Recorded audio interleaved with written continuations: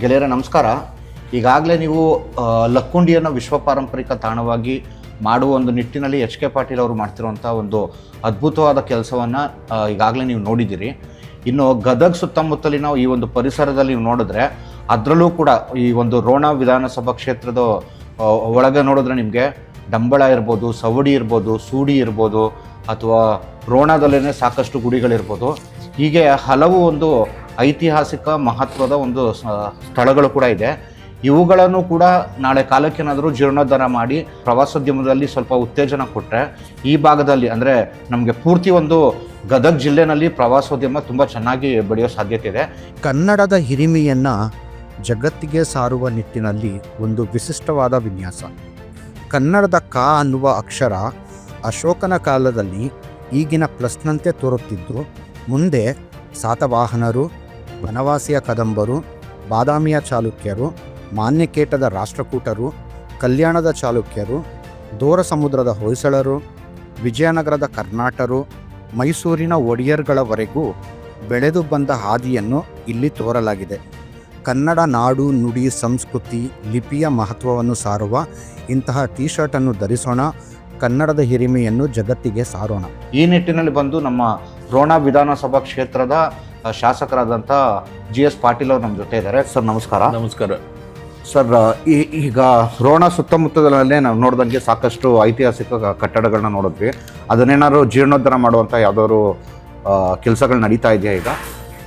ರೋಣ ಮತ್ತು ರೋಣ ಮತಕ್ಷೇತ್ರ ಇವತ್ತು ರೋಣ, ಗಜನಗಡ ಮತ್ತು ಮುಂಡ್ರಗಿ ತಾಲೂಕುಗಳಲ್ಲಿ, ಮುಂಡ್ರಗಿ ತಾಲೂಕಿನ ನಮ್ಮ ಡಂಬಳ ಗ್ರಾಮದಲ್ಲಿ ಅನೇಕ ಐತಿಹಾಸಿಕ ಸ್ಥಳಗಳನ್ನು ಮತ್ತು ಅನೇಕ ಕುರುಗಳನ್ನು, ಶಾಸನಗಳನ್ನು ಬಿಟ್ಟು ಹೋದಂಥ ಅನೇಕ ಇತಿಹಾಸ ಹೊಂದಿದಂಥ ಒಂದು ನನ್ನ ಮತಕ್ಷೇತ್ರ.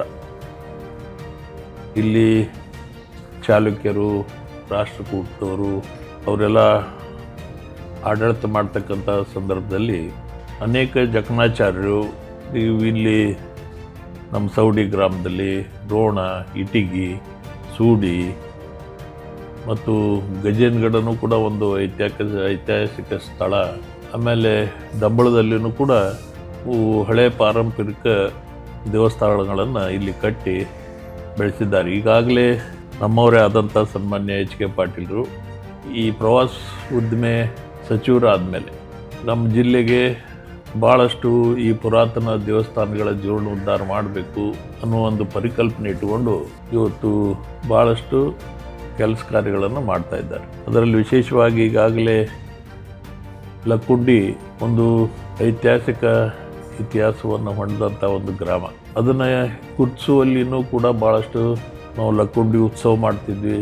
ಎಲ್ಲ ಮಾಡಿದರೂ ಕೂಡ ಅದು ಅದರಲ್ಲಿರ್ತಕ್ಕಂಥ ಶಾಸನಗಳು ಇವನ್ನೆಲ್ಲ ನಾವು ನೋಡಿದರೆ ಅದರ ಮಹತ್ವ ಇನ್ನೂ ಹೊರಗಡೆ ಹೋಗಿದ್ದಿಲ್ಲ. ಆದರೆ ಸನ್ಮಾನ್ಯ ಎಚ್ ಕೆ ಪಾಟೀಲರು ಇವತ್ತು ಅದನ್ನು ವಿಶ್ವದ ಒಂದು ಪಾರಂಪರಿಕ ಒಂದು ವ್ಯವಸ್ಥೆಯಲ್ಲಿ ಅದನ್ನು ಸೇರಿಸುವಂಥ ಒಂದು ವ್ಯವಸ್ಥೆ, ಜೋಡ ಕಳಸದ ಒಂದು ದೇವಸ್ಥಾನ. ಈಗಾಗಲೇ ನಾವು ಕಳೆದ ಬಾರಿ ಸುಮಾರು 1.5 ಕೋಟಿ ರೂಪಾಯಿ ವೆಚ್ಚದಲ್ಲಿ ಅದರ ಜೀರ್ಣೋದ್ಧಾರವನ್ನು ಮಾಡಿದಂಥ ಒಂದು ವ್ಯವಸ್ಥೆ.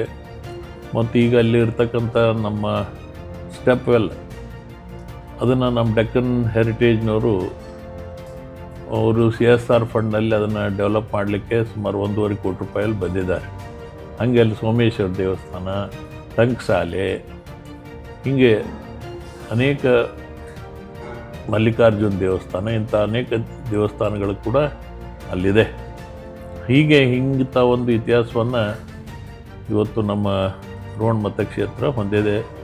ಮತ್ತು ನಮ್ಮ ಗಜನಗಡದಲ್ಲಿ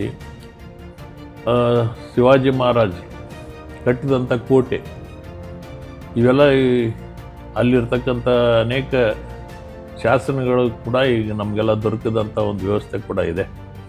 ಅದಕ್ಕೆ ಇವತ್ತು ಇಂಥವೆಲ್ಲ ವಿಚಾರಗಳನ್ನು ನಾವು ಏನು ಹಿಂದಿನ ಇತಿಹಾಸವನ್ನು ಅದು ವಿಚಾರವನ್ನು ಮುಂದಿನ ಪೀಳಿಗೆಗೆ ಅಜರಾಮವಾಗಿ ಉಳಿಬೇಕು ಅನ್ನೋ ವಿಚಾರದಲ್ಲಿ ನಾವು ಕೂಡ ಪ್ರಯತ್ನ ಮಾಡ್ತಾಯಿದ್ದೀವಿ. ಈಗಾಗಲೇ ನಾವು ಇಲಾಖೆಯವ್ರ ಜೊತೆ ಇಲ್ಲಿ ನಮ್ಮ ಮತಕ್ಷೇತ್ರದಲ್ಲಿ ಇರ್ತಕ್ಕಂಥ ಎಲ್ಲ ದೇವಸ್ಥಾನಗಳಿಗೆ ಏನು ಇವತ್ತು ಆ ದೇವಸ್ಥಾನಗಳನ್ನು ಈಗಾಗಲೇ ಅವರು ಬಂದು ವೀಕ್ಷಣೆ ಮಾಡಿ ಅದಕ್ಕೆ ರೂಪುರೇಷೆಗಳನ್ನು ಮಾಡಿ ಮುಂದಿನ ದಿನಗಳಲ್ಲಿ ಅವನ್ನೆಲ್ಲ ಜೀರ್ಣೋದ್ಧಾರ ಮಾಡ್ತಕ್ಕಂಥ ಒಂದು ವ್ಯವಸ್ಥೆಯಲ್ಲಿ ಇವತ್ತು ನಾವೆಲ್ಲ ಬರಲಿಕ್ಕೆ ಪ್ರಯತ್ನವನ್ನು ಮಾಡ್ತಾ ಇದ್ದೇವೆ. ಇವತ್ತು ಅಂಥ ಸಂದರ್ಭದಲ್ಲಿ ಏನು ನಮ್ಮ ಇತಿಹಾಸ ಇದೆ ಅದನ್ನು ಮರುಕಳಿಸ್ಬೇಕು. ಅಲ್ಲಿರ್ತಕ್ಕಂಥ ಶಾಸನ, ಐತಿಹಾಸಿಕ ಇರತಕ್ಕಂಥ ಶಾಸನಗಳು ಕೂಡ ಇವತ್ತು ಮತ್ತೆ ಇತಿಹಾಸದಲ್ಲಿ ಇವೆಲ್ಲ ಬರಬೇಕು ಅನ್ನೋ ವಿಚಾರದಲ್ಲಿ ಇವತ್ತು ನಾವು ಪ್ರಾಮಾಣಿಕವಾಗಿ ಪ್ರಯತ್ನ ಮಾಡ್ತಾ ಇದ್ದೇನೆ. ಸೊ ಇಷ್ಟೊತ್ತು ನೀವು ಕೇಳಿದ್ದೀರಾ, ಈಗೇನು ಗದಗ ಜಿಲ್ಲೆಯಲ್ಲಿ ಆಗ್ತಿದೆಯಲ್ಲ ಈ ಒಂದು ಆ್ಯಕ್ಟಿವಿಟೀಸ್ ಅಂತ ಇವಾಗ ಏನು ನಡೀತಾ ಇದೆಯೋ ಇದನ್ನು ಮುಂದಿನ ದಿನಗಳಲ್ಲಿ ರಾಜ್ಯದ ಪ್ರತಿಯೊಂದು ಜಿಲ್ಲೆನಲ್ಲೂ ಆಗಿ, ಉದಾಹರಣೆಗೆ ಏನು ಅಂದರೆ ಈಗ ಬಾದಾಮಿ ಚಾಲುಕ್ಯರ ಒಂದು ರಾಜಧಾನಿ ತೊಗೊಂಡ್ರೆ ನಾವು ಬಾಗಲಕೋಟೆ ನೋಡ್ತೀವಿ. ಅದೇ ಥರ ಕಲ್ಯಾಣದ ಚಾಲುಕ್ಯರ ರಾಜಧಾನಿ ಆಗಿದ್ದು ಇವತ್ತಿನ ಬೀದರು, ಮತ್ತು ಮಾನ್ಯಕೇಟದ ರಾಷ್ಟ್ರಕೂಟರ ರಾಜಧಾನಿ ಆಗಿದ್ದು ಇವತ್ತಿನ ಕಲಬುರ್ಗಿ. ಇನ್ನು ಹಾಸನದ ಸುತ್ತಮುತ್ತ ಭಾಗ ನೋಡಿದ್ರೆ ಅದೆಲ್ಲ ಬಂದು ಹೊಯ್ಸಳರ ರಾಜಧಾನಿಯಾಗಿತ್ತು. ಹೀಗೆ ನಮ್ಮ ಹಿಂದಿನ ಕನ್ನಡದ ರಾಜ್ಯಗಳ ಒಂದು ರಾಜಧಾನಿಗಳಾಗಿದ್ದಂಥ ಜಿಲ್ಲೆಗಳು ಮತ್ತು ಉಪರಾಜಧಾನಿಗಳು, ಈಗ ನಾವೇನು ಲಕ್ಕುಂಡಿ ಬಗ್ಗೆ ಮಾತಾಡ್ತಿದ್ದೀವೋ ಅದು ಕಲ್ಯಾಣದ ಚಾಲುಕ್ಯರ ಮತ್ತು ಹೊಯ್ಸಳರ ಬಂದು ಉಪರಾಜಧಾನಿ ಕೂಡ ಆಗಿತ್ತು. ಸೊ ಈ ನಿಟ್ಟಿನಲ್ಲಿ ಬಂದು ಹಿಂದಿನ ಒಂದು ಕನ್ನಡದ ರಾಜಮನೆತನಗಳ ಆಳ್ವಿಕೆ ನಡೆದಂತಹ ಸಾಕಷ್ಟು ಸ್ಥಳಗಳಲ್ಲಿ ಇನ್ನೂ ತುಂಬನೇ ಒಂದು ಜೀರ್ಣೋದ್ಧಾರ ಆಗದೇ ಇರುವಂಥ ಸಾಕಷ್ಟು ಪಳೆಯುಳಿಕೆಗಳಿದೆ. ಅವುಗಳಿಗೂ ಮುಂದಿನ ದಿನಗಳಲ್ಲಿ ಕಾಯಕಲ್ಪ ಸಿಗಲಿ ಅಂತ ಈ ವಿಡಿಯೋ ಮೂಲಕ ನಾವು ಕೇಳ್ಕೊತಾ ಇದ್ದೀವಿ. ಧನ್ಯವಾದ. Thank you. ಕನ್ನಡ ನಾಡು, ನುಡಿ, ಕನ್ನಡಿಗರ ಭವ್ಯ ಇತಿಹಾಸ, ಸಂಸ್ಕೃತಿ, ವಾಸ್ತುಶೈಲಿ ಮುಂತಾದ ವಿಷಯಗಳನ್ನು ವಿಡಿಯೋಗಳ ಮೂಲಕ ದಾಖಲಿಸುವ ನಮ್ಮ ಪ್ರಯತ್ನಕ್ಕೆ ನೆರವಾಗಿ